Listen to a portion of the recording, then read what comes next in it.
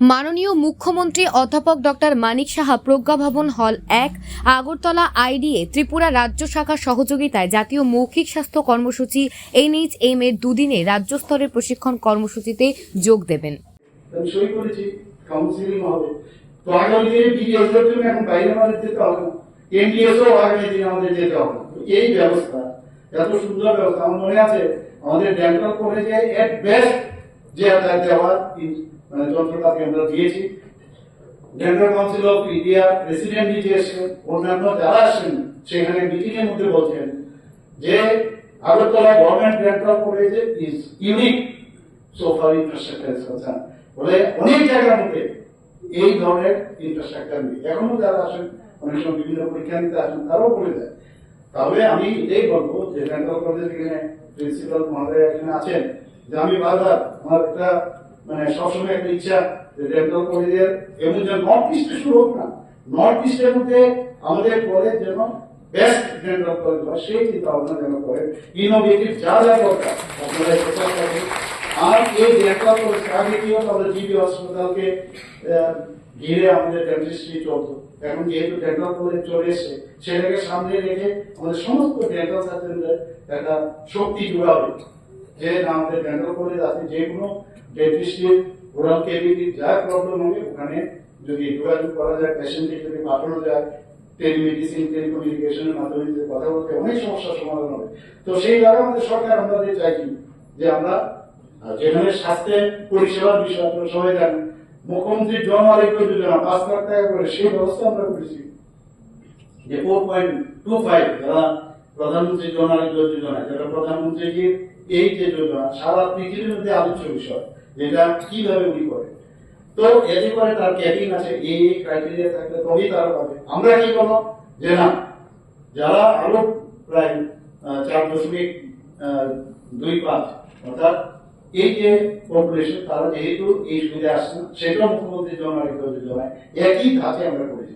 এর মধ্যে অনেকে প্রশ্ন করছিল আমাদের সমস্ত জিবি হাসপাতাল থেকে আরম্ভ করে আমাদের গভর্নমেন্ট হসপিটাল সব জায়গায় এই মানে বেড বিষয়টা আছে। তো অনেকে জিজ্ঞেস করছিল যে এটা টিএমসি কে আমরা দিয়েছি, এর মধ্যে আইএলএস কে আমরা দিয়েছি, আস্তে আস্তে করে আরো সেই দিকে আমরা যাবো, আরো বাইরের হসপিটালগুলোকে আমরা দেবো। তো বিভিন্ন স্বাস্থ্য ক্ষেত্রে আমাদের প্রায়োরিটি সেক্টর, এডুকেশন আমাদের প্রায়োরিটি সেক্টর, আমরা চেষ্টা করছি। ডেন্টিস্ট্রি এখানে আমার কাছে একটা রিপোর্ট আছে যে এখানে যে প্রমোশনের যেখানে বিষয় সেখানে কিন্তু একটু সমস্যা হচ্ছে। এই কারণে সুপ্রিম কোর্টে একটা কেস হয়ে গেছে, প্রমোশন দেওয়া যায় না। এককালীন আমরা প্রমোশন আমরা দিচ্ছি। টিডিএস এ এখন পর্যন্ত স্যাংশন কোর্স আছে 123টা, গ্রেড 1, গ্রেড 2, গ্রেড 3 এবং গ্রেড 4। কতজন আছে 123 এর মধ্যে? 67 জন আছে ম্যান ইন পজিশন, ভ্যাকেন্সি 56। তো এখানে গ্রেড 1 এ 2 নীল, আমরা কিন্তু গ্রেড 1 এ দিতে পারছি না। এই গ্রেডেশনের জন্য এখানে পুরানো কলিগ যারা আছেন আমরা জানি কিভাবে আমাদের পরিশ্রম করতে হয়েছে। তখন এই সিচুয়েশন থেকে আমাদের কোনো রকম কিছু ছিল না, আমাদের সেই জায়গার মধ্যে সেটাকে আমরা করিয়েছি। গ্রেড 2 9টা পোস্ট এখন 2টো আছে, গ্রেড 3 তে 28, 19 আছে, গ্রেড 4 84, 57 আছে। তো আমরা আস্তে আস্তে করে সব জায়গার মধ্যে সেই ফিল আপ আমরা করবো।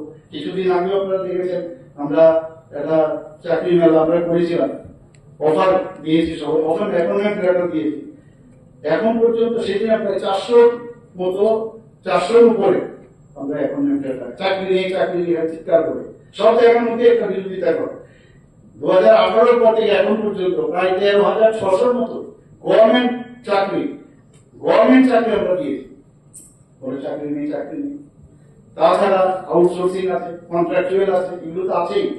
আমাদের এসএইচজি গ্রুপে যেভাবে আমাদের এখানে 4,000 গ্রুপ ছিল, 4 থেকে 5,000, সেখানে এখন প্রায় 46,000 এসএইচজি গ্রুপ হয়েছে।